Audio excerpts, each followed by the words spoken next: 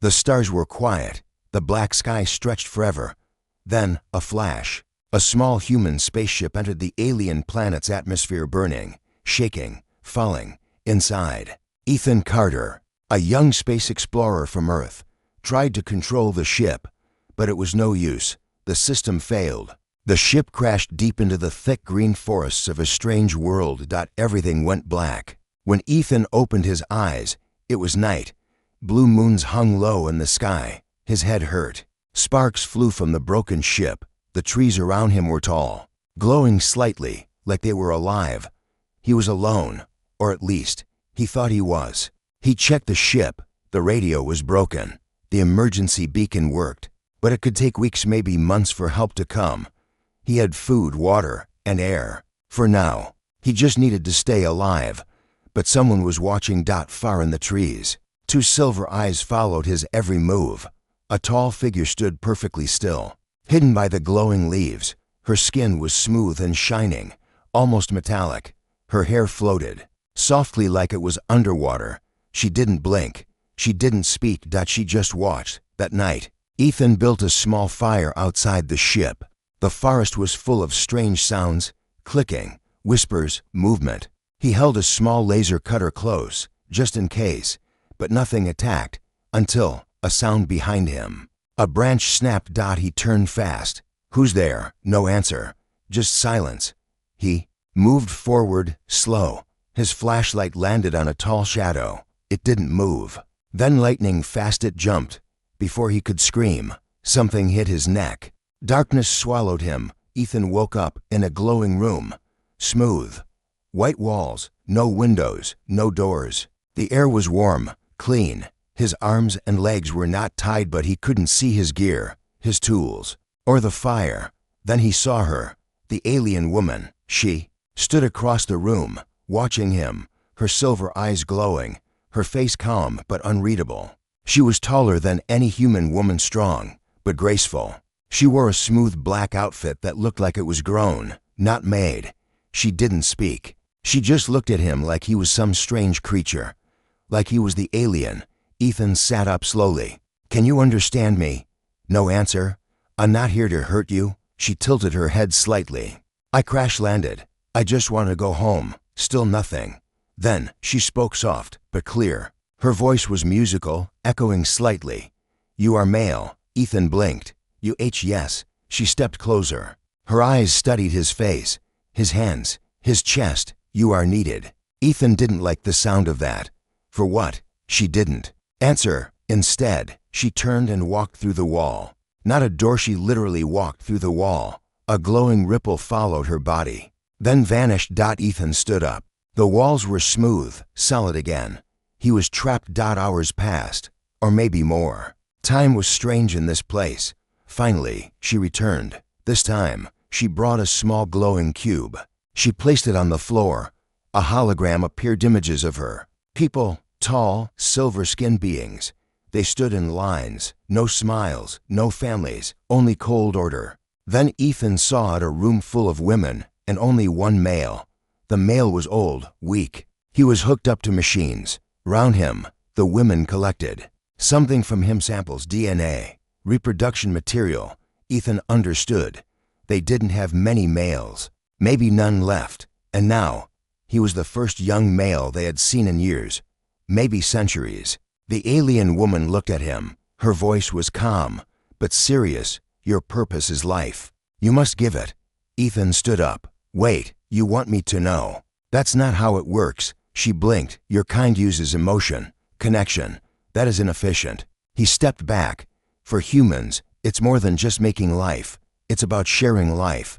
She frowned. Confused. Pleasure, feeling. That is forbidden. Why? No reason. It has always been so. Ethan looked into her eyes.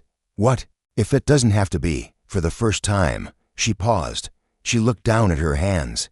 Then, back at him, her voice lowered. You speak like our past. Ethan asked. What past? But she turned and left again, this time slower. Not like a guard, but like someone thinking, remembering. That night, Ethan lay on the soft floor, staring at the ceiling lights that looked like stars. He wasn't just a visitor anymore. He was part of something bigger, something the alien woman didn't understand. Something she wanted to understand. And he wasn't sure if he was prisoner or teacher. But one thing was clear, this was no longer just survival. This was the beginning of change. The morning light filtered through walls that weren't quite solid, soft and pulsing like living skin. The alien chamber felt more like a womb than a room.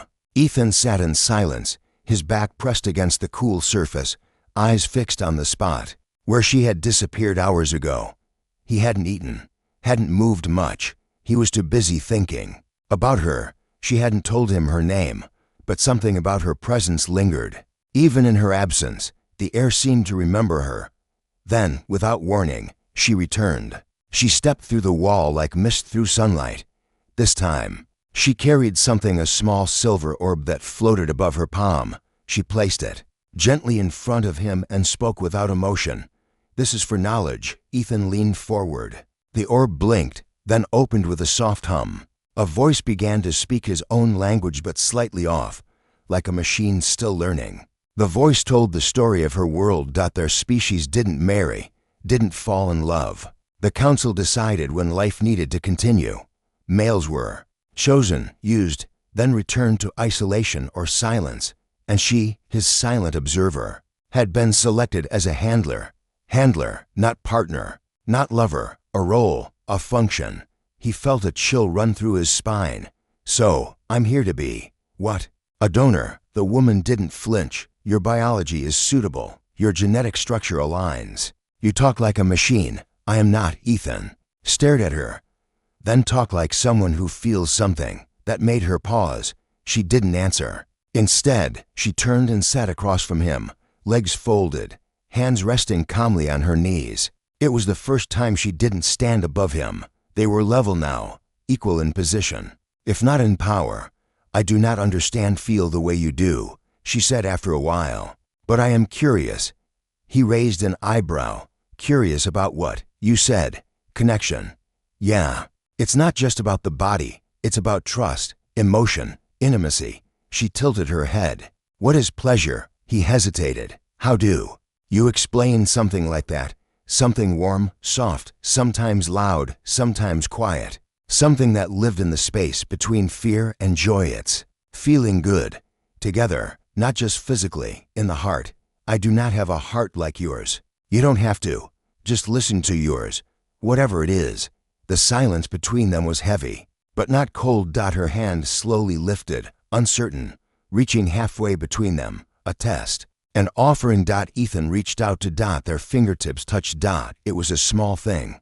Simple, soft, but her eyes widened, as if something electric had passed through her. She pulled her hand back quickly, staring at her fingers. That was new. Ethan smiled. "That's called a touch. I've touched others before, but this was not the same." "It never is." She looked at him again, this time not like a specimen, not like a subject, but like a person. "My name," she said softly, "is Nira." Ethan's chest lifted, some unknown weight falling off. "Nice to finally meet you." "Nira." She didn't smile, but her voice lowered, and that was enough. "Your body is wanted by the council," she said, "but I chose not to begin." "Why?" "I wanted to understand why you speak of feelings, why your kind bonds, and do you understand now?" She didn't answer, but her eyes lingered on his, longer than before. "I am beginning." Ethan stood up, slowly. He offered his hand, not to take, but to invite. "Want to see something human?" She looked at his hand, remembering the earlier touch. This time, she didn't hesitate. Her long fingers curled into his, cool against his warmth. He led her to the edge of the room, where the walls began to pulse. He placed her hand over his chest. "Feel that." A steady thump beneath his skin. A heartbeat. "That's my heart. Humans feel with this. Even when we don't speak, it speaks." Nira closed her eyes for a moment. Her lips parted slightly. When she opened them again, her voice was quieter. "It is loud." He chuckled. "It gets louder when I'm near something new. Something important." She didn't move her hand. "Does yours beat?" he asked. "No," she whispered. "But something is moving inside, like light." They stood there, her hand on his chest, his eyes on her face. Then a sharp noise broke the stillness. The wall behind them shimmered. A loud tone echoed. "The council is aware," she said, pulling her hand away. Her voice changed, harder, colder. "Will they come? They may not wait." Ethan stepped back. "What are they going to do?" "They believe I've waited too long. You must be processed. I'm not a lab rat." "No," she agreed, looking at the hand she had touched. "You are not?" She turned again, her body tense. "Will you run?" she asked. "Will you help me?" She didn't answer, but the way she looked at the wall, the way her eyes burned like twin stars, told him more than words could. Whatever happened next, they had crossed a line. This was no longer about duty. Not for him. And maybe not for her either. The wind on this world was different. It didn't howl. It whispered soft voices between the leaves, as if the trees themselves were speaking secrets no one else could hear. Ethan walked beside her, boots sinking lightly into the mossy earth. The forest stretched in every direction, glowing faintly from within. Every step felt like moving through a dream that didn't want to end. He glanced at Nira. She hadn't spoken since they left the facility. Her face was calm, unreadable, but something in her eyes had changed. No longer cold, no longer simply curious. There was something deeper now. She stopped suddenly. One hand lifted. Ethan froze, watching her scan the air like a predator sensing danger. "We're safe," she said after a pause. For now, he repeated quietly, then looked around. "What is this place? A wild zone, unmonitored. The council avoids it. Too organic." He laughed lightly. "Too alive for them." "Yes." A small clearing opened before them. At the center stood a low, silver pool, glowing with soft light. Flowers unlike anything he had ever seen floated on its surface, moving slowly as if dancing to music no one else could hear. "This is beautiful," Ethan said, stepping closer. Like nature painted it by hand. Nira stood still, watching him. "Beauty is not a word used often among my people. It should be." She tilted her head, watching him kneel by the pool and touch the water. It shimmered under his fingers, reacting to him like it knew he was something foreign but welcome. "Your world doesn't have places like this, no. We shaped everything, tamed it, made it clean, and forgot how to feel it." She looked at the water now, quiet for a long moment. "I remember a word," she said suddenly, "from your earlier teachings. You called it pleasure." Ethan looked up. "Yeah. Does it always come from touching?" He smiled softly. "Not always. Sometimes it's a feeling, a smile, a memory, even a silence that feels right." She thought about that. Would this moment be pleasure? He didn't answer right away. He looked around at the glowing trees, the silver pool, her face half lit by moonlight. "Yeah," he said finally, "it would." She took a step forward. "Then I would like more." He stood up, unsure what she meant, but not afraid to find out. "All right," he said. "Let's start simple." He reached out and gently took her hand. She didn't flinch this time. Her fingers wrapped around his, not perfectly, but intentionally. Her skin was cool, her grip unsure, but there was no tension, only curiosity. "Close your eyes," he whispered. "Why?" "To feel more." She obeyed. He slowly lifted her hand to his face, letting her fingertips brush across his cheek. "That's a human touch, soft, kind." Her lips parted. "I feel heat." He moved her hand down to his chest, over his heart, and that's where it lives. Her eyes opened slowly. "It is fast. It tends to do that." She didn't speak again, but something in her posture shifted. Her shoulders lowered. Her fingers moved on their own now, not stiff, but soft, exploring. Then, something unexpected happened. She smiled, not a big one, not full, but enough. Ethan blinked. "Was that? Did you just smile?" "I think so." He laughed, not loud, not mocking, just joy, sudden and light. "Well, now we're getting somewhere." She tilted her head. "This response, laughter, it feels strange. You'll get used to it." They sat by the water, side by side, hands still touching. The quiet was full, not empty. There was nothing to prove, nothing to explain, just presence. After a while, she spoke again. "When I was young, I asked my caretaker what joy was. She said it was a myth, a thing that once existed before order." Ethan turned to her. What do you think now? I think she was wrong. He nodded slowly. I think so too. Silence again. But now, even that felt new. Nira looked up at the stars, their reflection dancing in the water. Will this last? I don't know. Ethan said honestly, but that's what makes it worth it. She looked at him, really looked.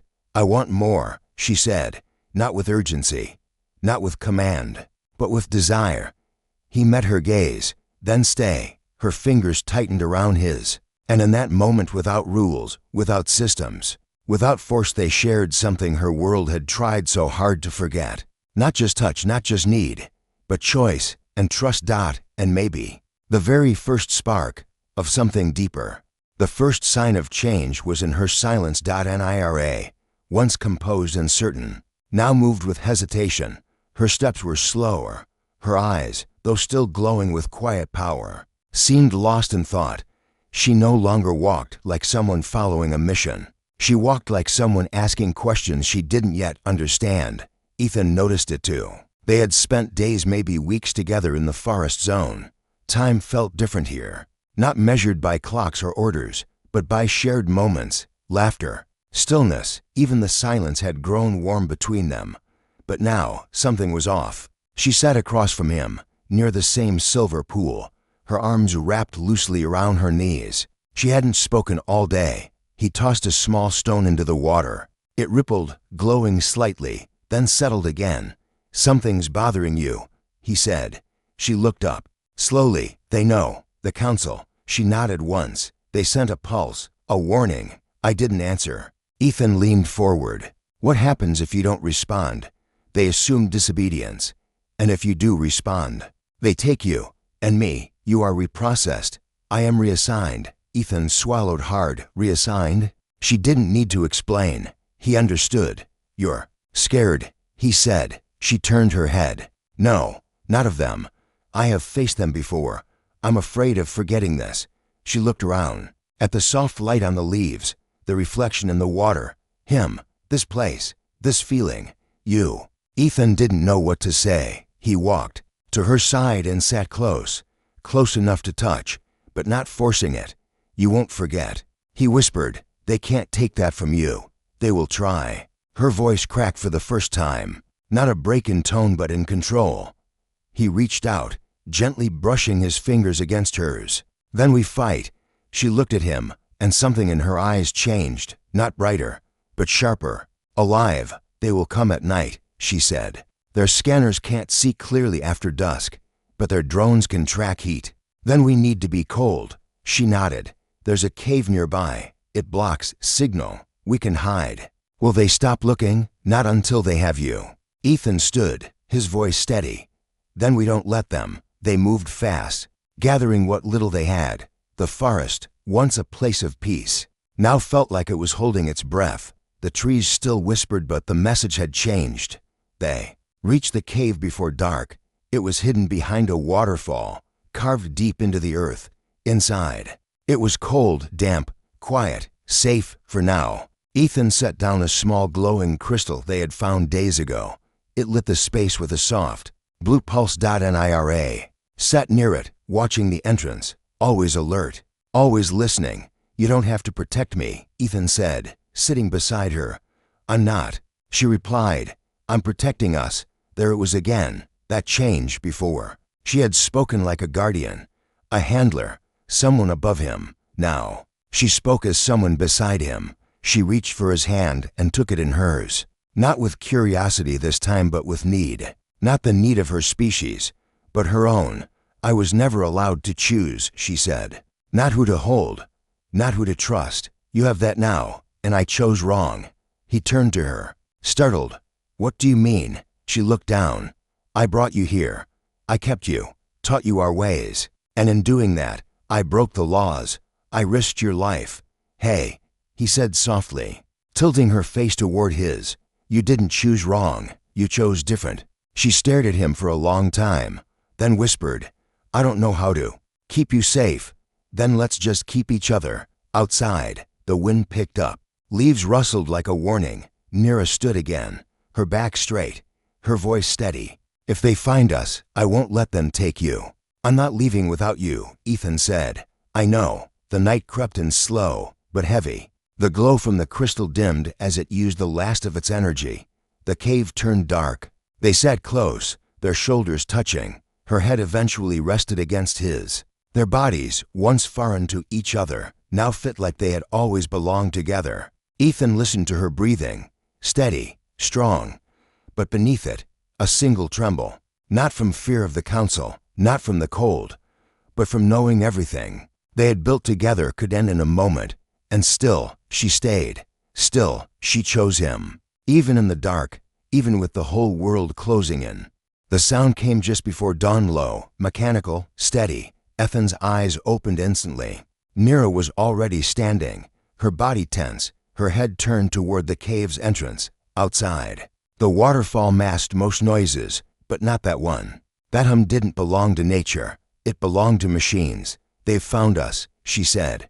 "How?" he asked, already gathering their things. The heat pulse, they tracked it from the crystal. He cursed under his breath. "You said this cave was safe." It was, but they changed their methods. Ethan followed her to the mouth of the cave. Through the curtain of falling water, he could see a pale flicker in the tree's silver orbs gliding between branches, scanning everything. A soft electric buzz followed them. Drones. Nira's voice dropped to a whisper. "They won't stop. Now, they'll chase until one of us is captured. Or dead." He turned to her. "So we run." She nodded, but not without purpose. A map flashed in her mind, and within seconds, she led him through a narrow crack at the back of the cave. It opened into an underground tunnel, dark and tight. Ethan could barely breathe. The wall scraped his arms, but he followed her blindly. The sound of pursuit grew louder above them. Metal legs scraping rock, the hum of detection beams, orders, echoing through synthetic voices. "Stop, identify, comply." They didn't, for hours. It felt like they moved without direction, left, right, then down again. But Nira knew the way. Her ancestors had once built secret paths under this land, places untouched by the council's cold logic. Finally, they emerged into a deep forest, thicker than before. The trees here bent in strange ways, their trunks covered in glowing vines that pulsed with energy. The air was warmer, wilder. Ethan dropped to his knees, breathing hard. "Tell me we're safe?" Nira didn't answer right away. She stood still, scanning the area. Then finally, she relaxed. "They won't follow here, not into the living zone." He looked up. "The what?" "This forest is considered unstable. It grows too fast. Thinks too much. It thinks, yes. It remembers, and it does not like the council." Ethan stared around him. "I didn't know forests could pick sides." "Everything picks a side eventually." She sat beside him, pulling her knees to her chest. For the first time since they escaped, there was space to breathe. The silence felt earned. Then she looked at him, her expression different. "Softer, you kept up," she said. "Not bad for a fragile earth body." Hush, she allowed herself the smallest smile. "You're not fragile." He reached out and took her hand. "You're not cold." Her fingers closed around his. Something passed between them in that quiet moment, something not spoken aloud, but understood. Not survival, not escape, but something deeper. The choice to stay close, not because they had to, but because they wanted to. After a long pause, Ethan asked, "What happens now?" "We rest, regain strength, then we move to the ridge. There's an old tower before the council. It was used for thought sharing. From there, we can send a signal." "To who?" "To whoever still remembers what freedom feels like." "You think there are others like you?" She looked up at the canopy of glowing leaves. "I didn't. Until I met you." They stayed like that for a while. The air around them humming quietly with the energy of the forest. Life felt fuller. Here, more present.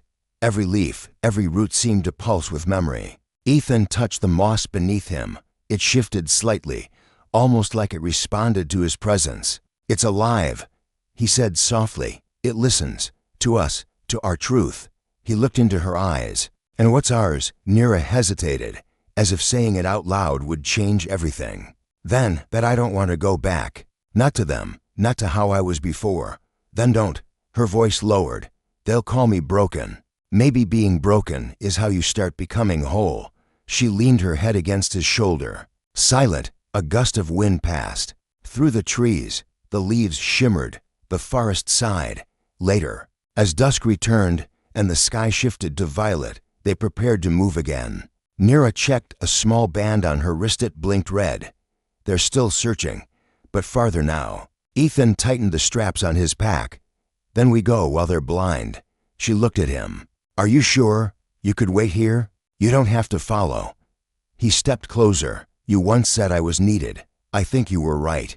But not for what they wanted. She nodded. Then we go together. As they vanished into the deeper forest, the living vines gently pulled closed behind them, sealing the path, protecting them. And somewhere, beyond the trees, the cold machines still hunted. But the forest had already chosen its side, and so had they. The tower rose like a forgotten god from the earth-twisted metal and stone fused with roots, vines, and glowing crystals. Half consumed by nature, half sleeping in memory, it waited. It had been waiting for centuries. Ethan stood at the base, eyes wide. This is it. Nira nodded beside him. Her voice was hushed, not with fear, but respect. It was built before the council, before obedience became law. The structure looked wounded, collapsed walls, open ceilings, scorched edges, but something about it pulsed with energy. It wasn't dead, just quiet, waiting to be remembered. They entered through a broken arch. Moss covered the floor. Hollow glass panels reflected their shadows in strange angles. As they walked deeper, the air changed, cooler, heavier, filled with something Ethan couldn't describe. A feeling, a presence. It's listening, Nira whispered. To us, to everything. She led him to the heart of the tower, a wide circular chamber with a domed ceiling. Cracked open to the sky, at the center stood a smooth, black stone. Carved into it were symbols Ethan couldn't read, but felt like echoes of something he once knew. What is this place, really? He asked. A memory keeper, she said. It holds truths too dangerous for the council. He stepped closer. And we're here to wake it up. No, she said softly. We're here to let it remember. Nira pressed her palm to the stone. Nothing happened. Then, slowly, lines of light crept outward like veins, first across the floor, then up the walls, until the entire room began to glow. The air vibrated. The silence turned into a hum. The dome filled with floating images, blurry at first, then sharp. They saw her people, not cold and hollow, but vibrant, laughing, singing, touching. There were children, families, bonds formed not by orders, but by choice. Ethan stared in disbelief. They were like us. Nira didn't blink. We were human once, not in form, but in heart. Image after image appeared, rituals of closeness, shared dreams, celebrations of feeling. It was all there, proof that her people had once lived, with warmth, not only function. Then the images shifted. Gray-suited leaders, long tables, cold words, laws etched into light, the council rising, emotions labeled as illness, love marked as weakness, memory itself wiped and rewritten. The transformation wasn't sudden. It was slow, planned, accepted. What happened to them? Ethan asked, his voice cracking. They gave up feeling to survive, but they lost themselves. Nira stepped away from the stone, her face pale. And I am the result. He turned to her. No, you're the return. She shook her head. I shouldn't exist. What I feel shouldn't exist. But it does. He stepped closer. You touched something they tried to bury. You remembered without ever being taught. That means it's still in you, in your people. It didn't die, Nira. It just slept. She looked at him, then really looked, not with fear, not with uncertainty, but with a question she already knew the answer to. Do you believe that? I believe in you.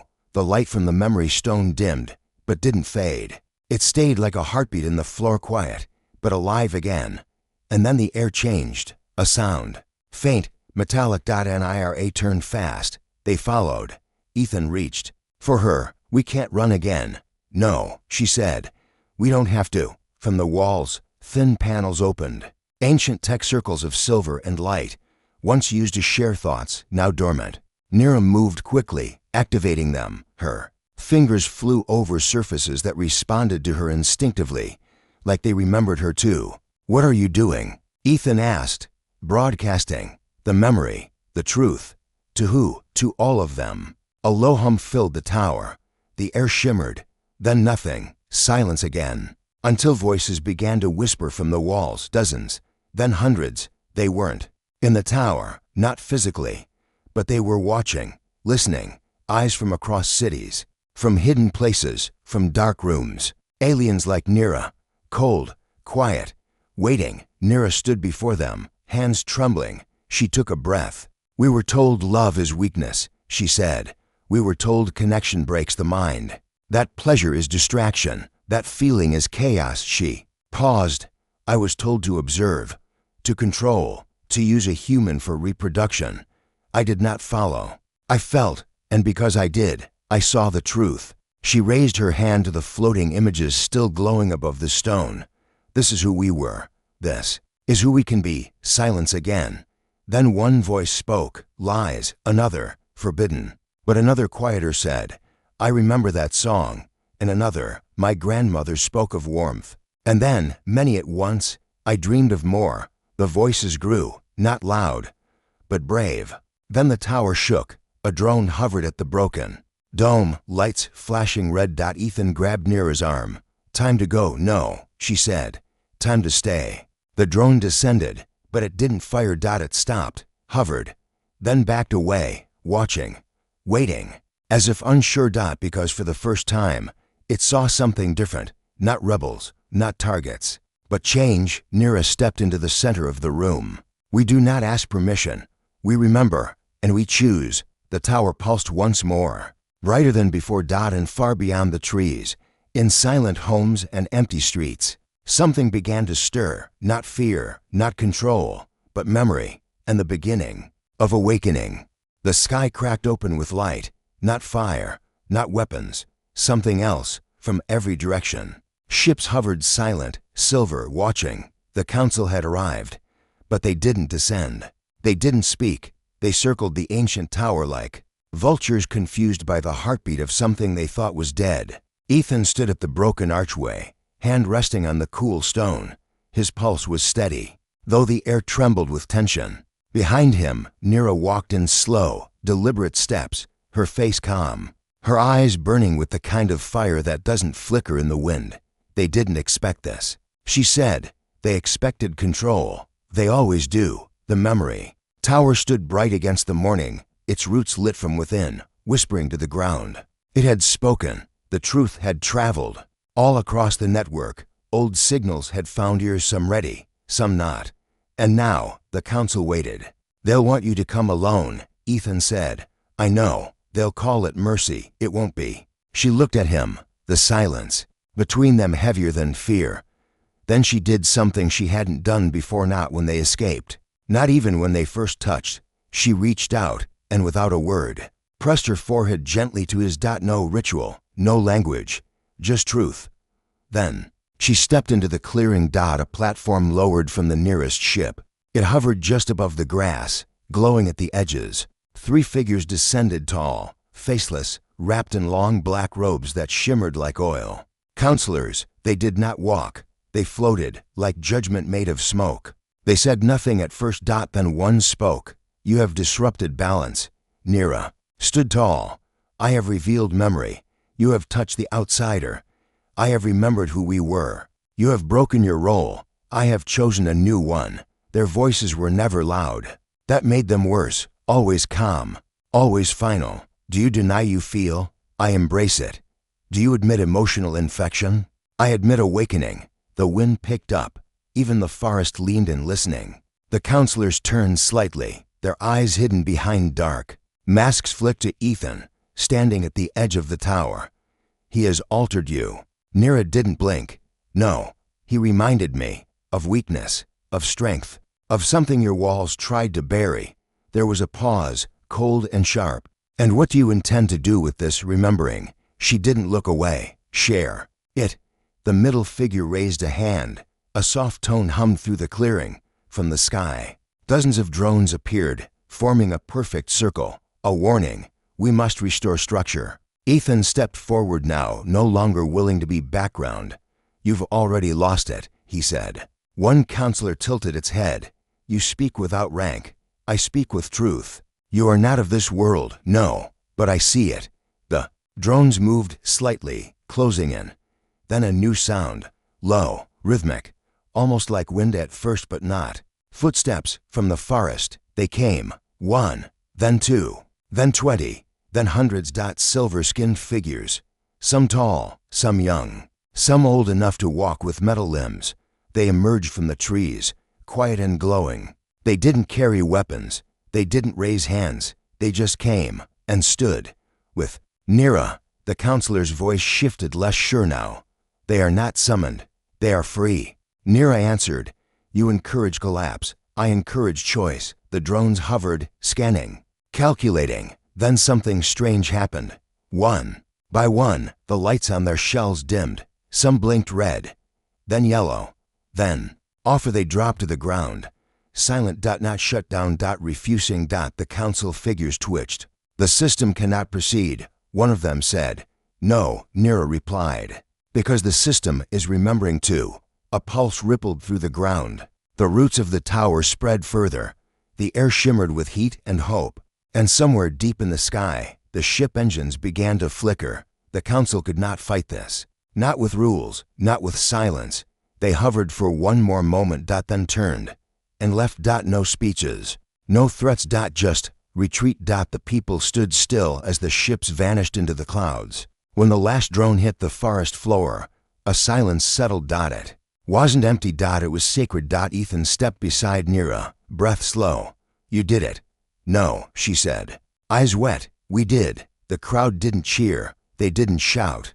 They just stood, hand in hand, remembering how it felt to choose later. When the tower grew quiet again, and the forest sang low songs of dawn, Nira and Ethan sat beneath a silver leaf tree. Do you think they'll ever come back? He asked. They will, she said. Control never sleeps. And what will we do? She turned to him, her face finally soft, finally open. We'll keep remembering. He smiled. That's enough. It's everything. She leaned into him, her body no longer tense, no longer uncertain. For the first time, she didn't feel like a soldier or a subject. She felt like herself. And as the sun climbed higher, painting the sky with new light, something bloomed across the land. Not flowers, not power, but possibility. And love, not created by order, not demanded by duty, but chosen, freely, fiercely, together.